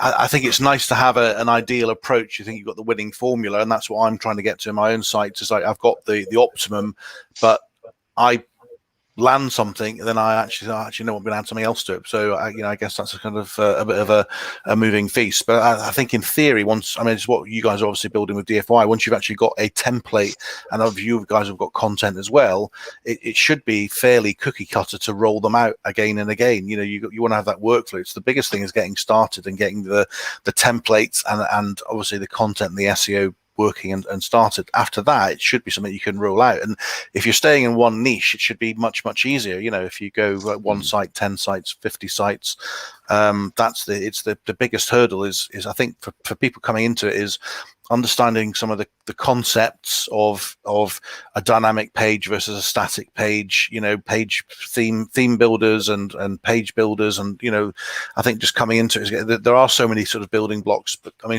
think once people have understood some of the basic concepts, it's easier for them to then start piecing things together. But I think there is a bit of a learning curve, and I think it's what we're trying to do here. And I think it's what we probably need to do within the industry is to make that learning curve at the beginning much smaller, so people actually get into it and then start moving ahead. I think Robert, you've talked about that big hump that you've had, and we've all had. Some of the coaching I got from Stephen early on was just to understand some of how these concepts work, and I think we need to do collectively a better job in getting people there quicker, so they can get into just the cookie cutter approach and rolling it out quickly. That would be my sort of take on it. But in theory, you can roll it out quite quick once you've done the groundwork, which you guys are obviously doing. Tell me, guys, because I've been in MPP from virtually the beginning, so I get the concept. But I think you got this statement you'll probably agree with, that it's that very first stumbling block of what is an X field, what is a SpinTech shortcode, how do I transfer that onto a page, how do I set up the local database and pump that out locally, and where should I start? Should I build a national site or a local site? And these are common questions I get again and again. And the other word I get is overwhelming is the other word. I don't know if you guys find that as well. But that's the whole point of this. I listen to you guys, and I feel for the people that are just getting started, and that's what it takes. You have to just jump in and immerse yourself with all the people that understand the topic of what you really want to learn. The problem is, my analogy would be this: in the 1800s, you had a doctor. Everybody they had a doctor. That was it. If you could get the doctor to the farm, you were okay. Where we are today, there is no such thing as a doctor anymore. Everything is a specialist. And my wife takes that approach on the internet. She says, well, if you do internet stuff, you do everything. You build websites, you do SEO, you do this, you do that. I said, no. The internet has evolved. You have web builders, you have SEO guys, you have social media, you have all these different specialties. So for the person starting out trying to learn it, they're in information overload and they don't know where to go, and they're fed upon by so many people that just want to sell them stuff that they really don't need in many cases, and they eventually get out. And that's my take on this. But I appreciate the lower level beginning learning for people that are trying to get started, and that's where I'm coming from. And then you get advanced. I mean, if you can afford it, you get a mentor. Get a mentor out the gate. But if you can't, then you have to go at it as you can and get it slow. And that's an in-between tool like Done For You or the smaller courses that are going to teach you what you need to know. Yeah, totally agree. I mean, I think one of the reasons I signed up for the Done For You founders, is, I've been building websites for 20 years. So it's not that's slowing me down. I tend to be, with my own websites, I tend to be a perfectionist. I want to get everything perfect before I launch it. And I get in my own way. And the Done For You is going to get me out of that cycle of, no, I want to make it better. I want to make it. No, I just want to get it up. I want to focus on what's really important. And that is starting to get those leads coming in. Or if you're not doing leads, if you're just going to sell the site, then you could do that. You could take one of these 5 templates, put the site together, install it, get it out there, and then say, go to page 2, page 3, page 4 of Google's search results in your local area for that niche, like landscape maintenance, and start calling them. And say, hey, I've got a brand new website. It's got 250 pages of content. It's all SEO optimized. I notice you're languishing on the bottom of page 5 in the Google results. So you're probably having to pay for advertising somehow to get clients. Here's a site. It's yours. $5,000, whatever you want to charge. But you immediately get your investment back immediately. Yeah, and then some, because you're gonna be able to sell the same thing over and over again. Yeah. I was doing some research on the web development costs average in my area. So I was looking, and I think I typed into Google something like cost to have a custom website built or something like that. So I'm looking at the Google My Business listings, and all of these people are listed for building websites. And I'm noticing 1, 2, 3 out of 10 or 20 that didn't even have a website listed on their listing. Yep. And I'm like, what an oxymoron. And something, when you go to Google and you have a look and you find companies that don't have websites, well, if you've got a Done For You website that's ready built that you can instantly change the business name on and all the details, you don't have to worry about ranking the blooming thing. You just go to them and say, I see you haven't got a website. I built one for you. Go and have a look. It's got your business information on it, and it's this much per month to rent. That's an instant business in a box there. All right. Yeah. And then if you want to get into rankings and things, you talk to Simon on SEO. I know I was talking to Daryl in the week, and he mentioned Mentorprise. Now, I'll be honest with you, I don't know the first thing about Mentorprise. And I know he has got a webinar coming up very soon, and I promised him I'd mention it anyway, so it's a good opportunity. Go.ht/Mentorprise, and I know he got pulled from Mentorprise on where they're going to show massive results from pages that they made just 90 days ago. Now, I'm signed up to go and watch it there may be a product at the end, like a lot of these webinars are, and whether I buy or not is another thing. But the thing is when you go to these webinars, you can get so much value to learn what they are doing. If it's not right for you right now, I always say, don't buy the next shiny object. If it's not right for you right now, leave it. It's like the Done For You themes we're doing, right? Yes, the price will go up in the future, but if it's not right for you now, don't get it now. Right? Yes, it may cost you more, 6 months down the line, but you may be in a better position to be able to do that at that point. And the reason we're doing everything we're doing is to go build yourself a site very quickly with DFY. Contact Simon and talk to him about how you can do even more SEO stuff on the site. Use Daryl's form, which will work with our themes on the basic information that's going in there. But also, then you can take some of his X fields and add them into the site as well to expand even more.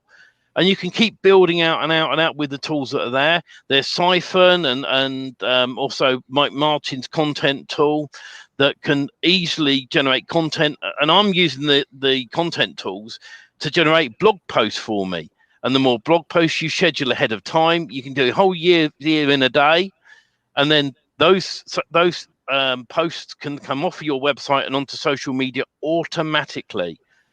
So, and then that's more traction and more high PR pushing up. So there's lots out there to do, and I understand, it can be overwhelming. So what I'd love to do, and this what I'll be doing this week, is sitting on that webinar, watching it, just to learn something. That's what I'm going to do. And like I said, don't overstretch yourself financially. Take one step at a time. These products are around to stay long term. Yeah, don't buy anything you're not going to use. Yeah. I mean, just because it looks like something you might think don't do it. Just wait. And the really other interesting part, I'm going to go back to Steve Dimick, is he's already building sites, and he's in the group as part of the new members that have just started up for the training. And I think when you start putting people that have never built sites with people that are in the middle of building sites, with people that have built sites and are running a business, you have the formula for complete success across the board. Yes. Because you can all share common experience. Oh, don't do that because you'll get burned. Or, do this because it works for me.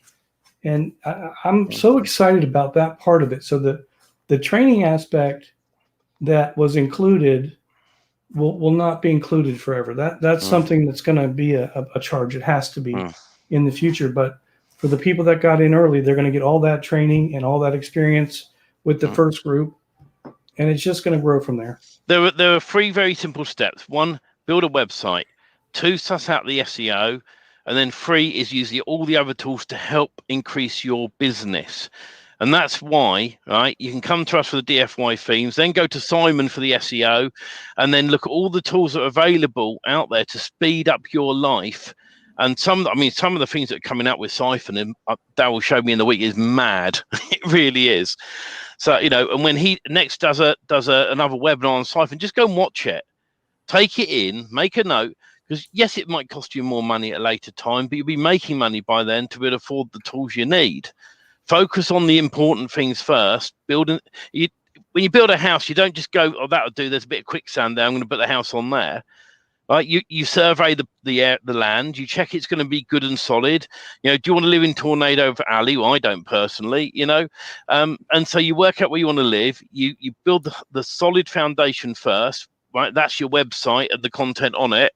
Then you move on to building the walls. That's your SEO, and then you put the roof on it, and that's all the other products to speed up your life and make it even better.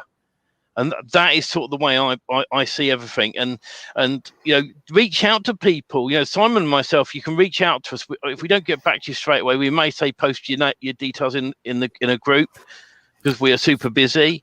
We don't always get back to people personally because I do get a lot of requests a day in my messenger, and I have to ignore a lot of them, unfortunately, because I'm working on stuff.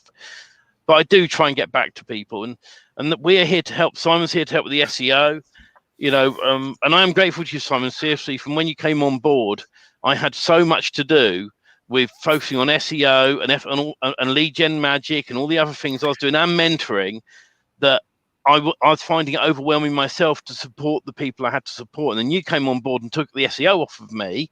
And in fact, I've learned stuff off of you that I hadn't thought of.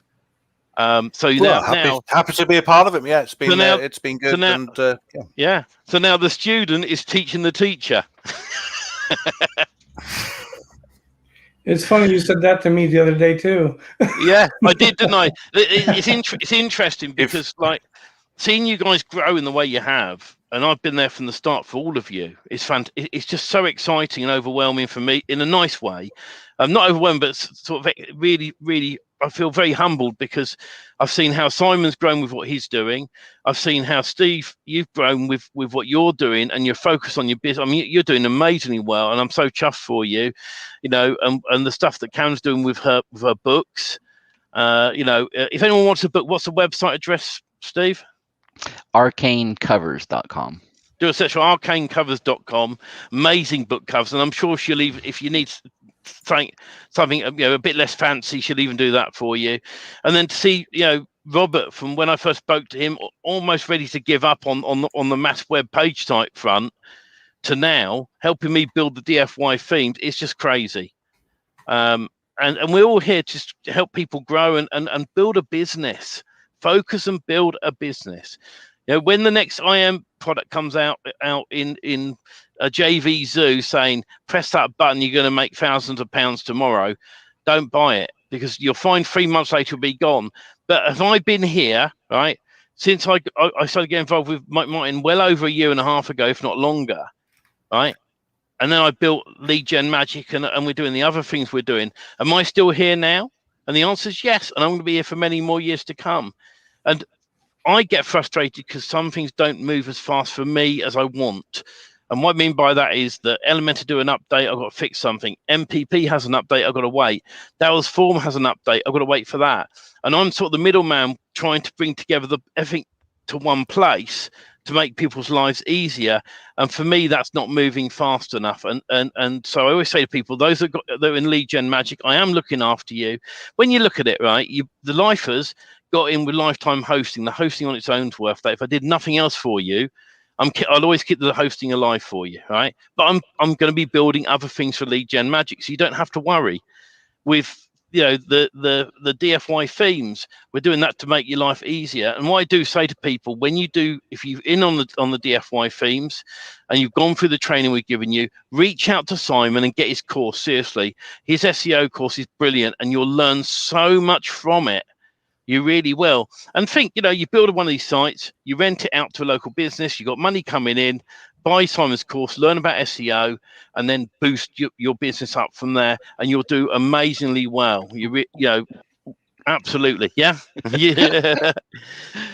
As you've told me many times, Stephen, it doesn't stop when you sell the website. It doesn't stop when you have rented the website.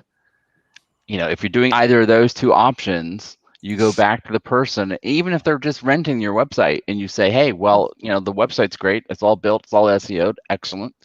But would you like me to do monthly SEO services to start help ranking the website that you're renting from me?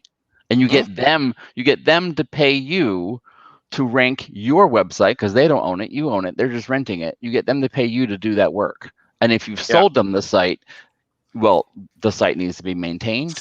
The site needs, SEO work on it. Anything like that. You need to build citations. All of that is just super easy. Well, especially if you outsource it. And also, if you're watching this and you go, I can't afford, $1,495 right now for some ready-made themes. Well, you got till the end of the month to go to that web address, dfymagicthemes.com/win, and enter. You might get picked to actually win. We're giving away all 5 and the training within that. And we've already said anyone who's already bought in, if you happen to win, we'll refund you. As simple as that. So, Simon, if people want to get hold of you, is it just localseoheroes.com they can go to? And have you still got a course out there that you can share? I've got my GMB course, which I rewrote and launched just recently, so that's available. I've also been moving my SEO course onto a new course platform, and that is nearly finished, so I'm going to be relaunching that, and I'll share that with everybody in my mailing list. And if I just give you a banner here, I will let you know if people want to have a video call with me. I'm always happy to have an initial chat, so if anybody wants to have a chat about SEO or any of the stuff I'm doing, it's simhog.co/call. You can book a video call as well. So there's just get in touch and I'll see if I can help you out on anything SEO. So there you go. You see, so you can get your DFY themes. You can come up to Simon for the SEO, and then, like I said, there's all of Daryl's tools that will improve this. When you understand MPP and what it's doing, then you get a better idea of Daryl's magic form and what that can do for you. And I mean, that is really amazing, from resizing your images to geotagging your images to filling out the form. And this is the bit I love the most, and I'm keen to get lead gen magic sorted out with the Blocks Club as soon as possible. Can you imagine that you fill in a long form, you get a customer to fill in the form for you, you check it over, press a button, and upload it to a site that you built with blocks. And that's what we're aiming towards in the near future. But at the moment, it's the DIY themes just to get people on the path of building a business from scratch, and we will show you how to on the training. We're going to show you how to sell these. That's the cool thing about it, you know. And so then lead into Simon's training with GMB stuff, and boom, you know, away you go. So, you know, and there's so many. I know there's a lot of things going on, and you may want to play this back and look back at the golden nuggets that we give you on here. But we are here to support you. Please reach out to us if you need any help. In all the groups I'm in, just tag my name. I'm in Simon's, I'm in Daryl's, I'm in my own, I'm in Magic Page plugin. You just tag my name, Stephen Brocklehurst, and I'll get a notification. And as soon as I can, I will answer your query if you get stuck. So we just want you to make money out of this. This is the one I know it works. All right, I know from just selling a website. When lockdown hit, I started selling websites at £50, which is about $60 roughly a month. All right, and that was for a 4-page website to help people out. Now, right, they've all upgraded to have SEO, to have their sites ranked, and I'm very crafty. I have one of each niche in each county or town, you know, in a wider area. And last week, one guy phoned me up and went, "I've changed my mind. I want to go. I'm giving up my work. I'm giving up the site." Okay, I changed it to a lead gen site. I've already sold 8 leads on it this week alone. Nice. Just doing nothing with it but changing it to Lead Simplify. So, you know, it's very easy to get going in this, and that's why we're passionate. Nice, yeah. And you know, me and Robert are so passionate about holding you by the hand and taking you from start to finish. You know, our promise is that in all everything we're doing is say we'll help you build a mass page website. We could have stopped at that point and gone, "There's your site, goodbye, week 1 done, everything's done. We're going to go and put our feet up and have a bit of a party." But we're going to continue beyond that to help you. You know, we're going to show you the products that are the tools that are there, and then once we've gone through all of that, I'm planning on doing a decent course to show Daryl's form properly and work through that as well. So there's so many things that will come up, but I will always keep it simple. Keep it super simple. My goal for that group, that first training group, is 100% build a mass page site by the time that group is done in probably 4 weeks with all the extra stuff that Stephen was just talking about. But my goal can only be achieved if the people in the group take action and do what needs to be done. We're there to help and support, but we can't get you out of bed. We can't get you in, take a shower. We can't do any of that, but we can help you build if you're willing to do it. And we're going to do it in bite size as well. Yeah.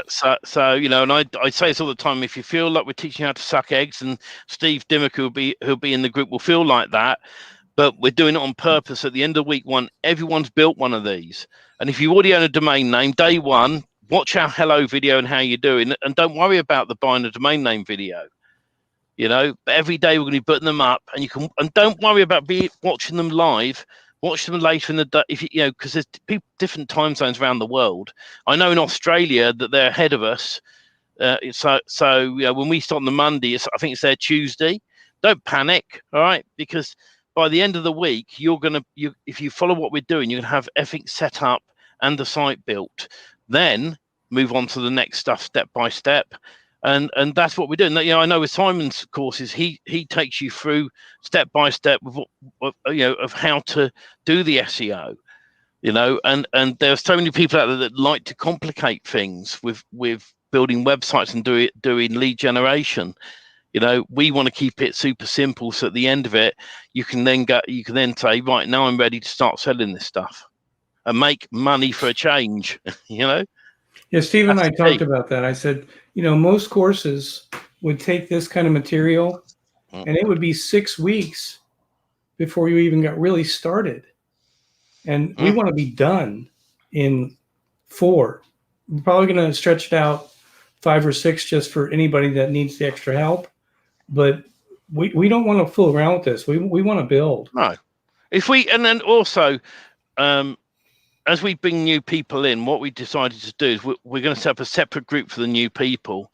So it means then we can advance anybody new in a different way to you guys, and we can go through that gradually. We're not going to overstretch ourselves. We're not going to have any more than 3-4 groups. At those levels, probably 3 groups is realistic. And then at the end of the week, we're just going to go live in all of them to answer questions. So we may be if someone's asked a question in one of the groups about, I built my site now. It's because we are in all groups to help you guys live.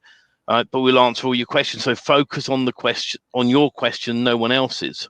But we're going to look after you start to finish. We really are.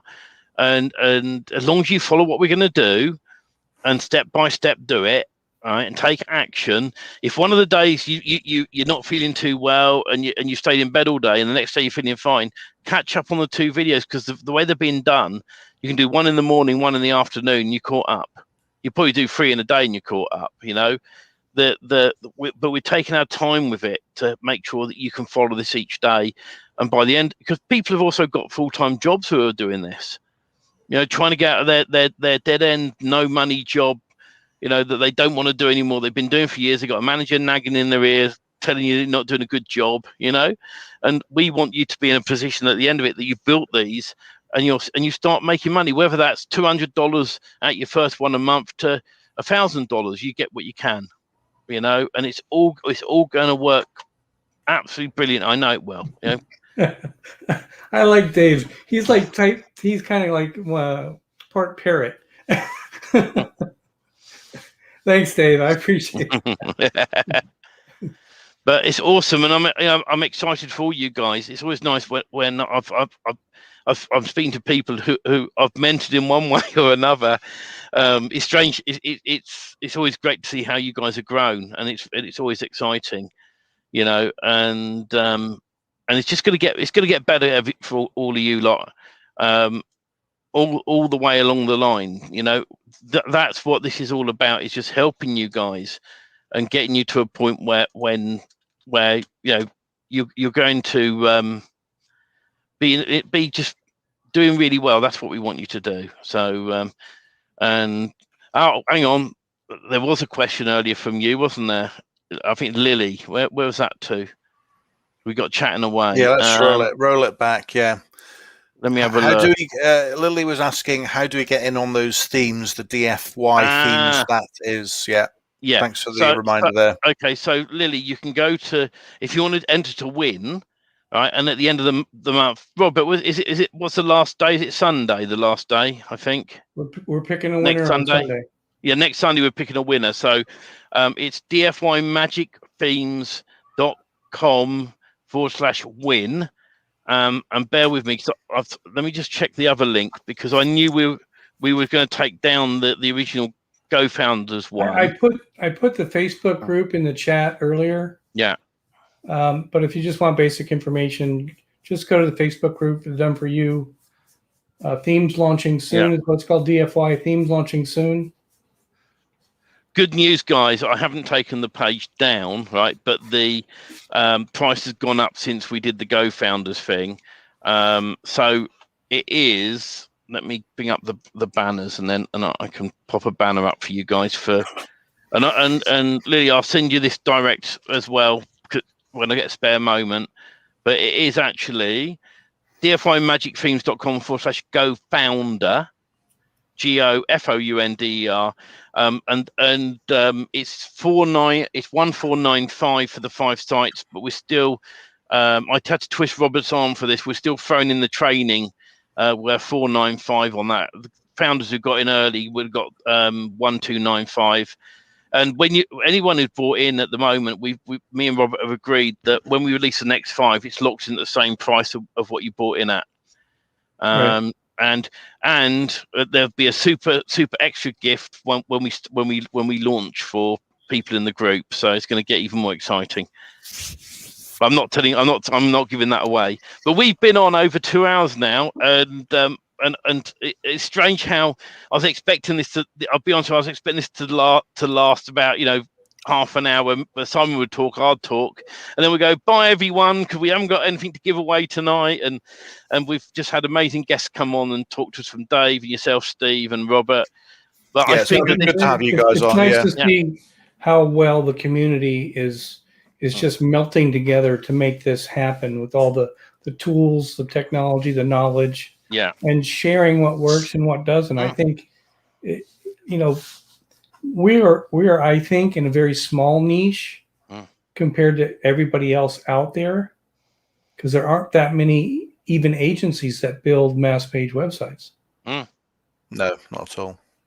I'd like to add to that, Robert, is someone else mentioned that they had seen another site that had mass pages, and I just wanted to point out that I've got those in my local town. I've got businesses that are doing mass page sites, and the funny thing is, if you take one of their location pages and you do a incognito Google search for that city, for that industry, and their location pages are nowhere to be found. They're not ranking. I don't know if they're been penalized for whatever, but I even have one of the top SEO guys in my local town who tried to do mass pages as well. Didn't pull it off. Pretty much all he did was change the city name. He didn't change anything else. Well, that's the problem, isn't it? Yeah, and that's what a lot of agencies do. People don't have that kind of insight. They don't vary it. It just becomes like change the H1, send it on out, and funnily enough, it doesn't work. Yeah. No. Hey, Simon, that's a question for you that I'd really like to ask. Is there a point where there's too much content on a local city page? Yeah, for sure. Yeah, absolutely. So, I mean, what do you think that would be?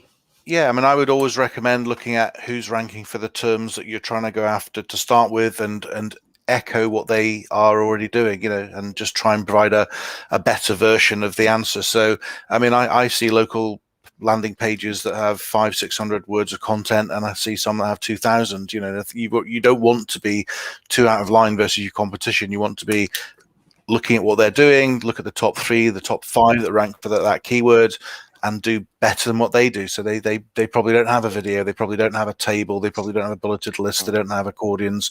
Try and make it richer and more useful from Google's perspective and from users than what they have. And I think Steve sort of probably started the conversations. A lot of local websites that have been built by a company with a bit of an SEO, that they'll do that. They'll just take the page, they'll change the H1 and maybe add a couple of spam keywords in, here and there, and that's their effort, and that's what you're up against. And actually, it's not that hard to attack that with what you can do with Magic Page and a mass page, because you can enrich the data, use spin all the paragraphs around, create something that's much more enticing for Google. So that would be my suggestion. I think it's a target you can go after. But look at what your competition's doing and then echo what they have. Don't do 2,000 words to go up against 500. Maybe do 600 or a bit more, and then just enrich it with some of the things I talked about earlier on. Interesting. Well, I think that we are going into a whole new realm with the MPP because of the actual physical pages. So I don't know that Steve Dimick has seen a difference because he has the physical pages or doesn't even have them yet. I don't know. I'm putting him on the spot there, but I think because they are going to be physical and they are going to be building on a drip feed, that it's going to be hard to beat them. It's going to be better, yeah, definitely. I think the static pages are the way to go. I mean, the dynamic's really interesting, but I think to make it look more like a regular site, drip feeding the static is going to be a stronger approach, I think. Yeah. On that note, cool. I know we've gone over the 2 hours, and we'd like to try and keep it under 2 hours. Normally closer to an hour. But I want to thank all the guests. Thank you, Simon. Daryl's back next week. All back to normal, and you'll be a winner domain name on Spin the Wheel. And I've got to say, tonight, Steve Dimick, you've won the imaginary prize of a visit to the sun whenever you want. you have to fly there, and make sure you wear something on your feet, so when you're jumping over it. All right. Awesome. Yeah, that was awesome. Thank you, guys. I appreciate you. Great. Thanks you, everyone. Everyone. We're back here, same time, same bat channel next week, and we'll see you all soon. Bye for now. Take care, guys. Thank you. Take Bye, care. everybody.